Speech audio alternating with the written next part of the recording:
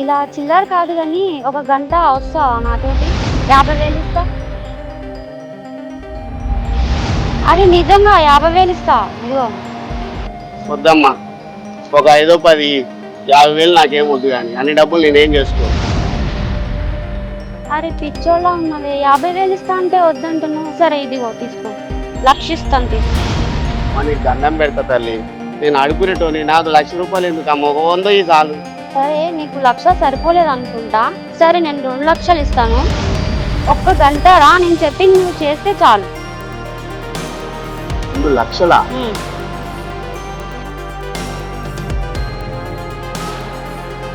2 లక్షలు అమ్మ, ఈ బతుకు 10 రూపాయలు కూడా వేయటోళ్ళు 2 లక్షలు ఇస్తా అంటుంది. నాకు పోదాం, ఏదైతే అవును. రా.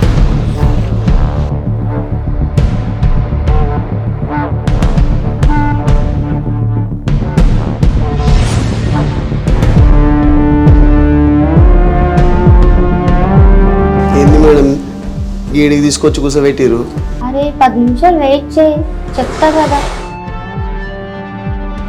టాటూస్ అక్కడే కూర్చున్నాను, చాలా కొంచెం ఉన్నాయి.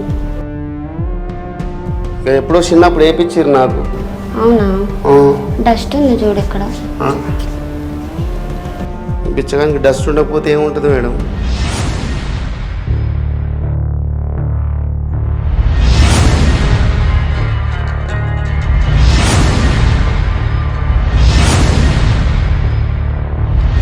ఏంటి సంధ్య, ఎవడీడు? ఇక్కడ ఏం జరుగుతుంది? నా బాయ్ ఫ్రెండ్.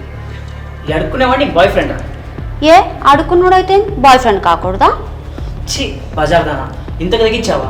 చివరికి అడుక్కునేవాడిని కూడా ఇంటికి తీసుకొచ్చి రొమాన్స్ చేస్తున్నావా? తప్పేముంది, నా ఇష్టం అది కదా.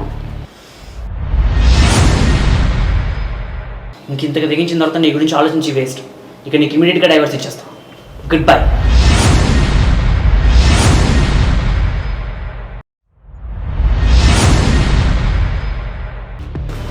మేడం ఎందుకు తీసుకొచ్చింది మేడం? ఓ మేడం, ఓ మేడం, ఓ మేడం.